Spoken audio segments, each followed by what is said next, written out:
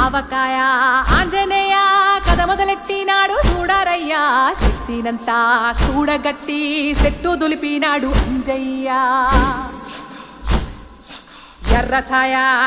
ఛాయ కోతి అవతార వెంటమాయ కత్తి సేత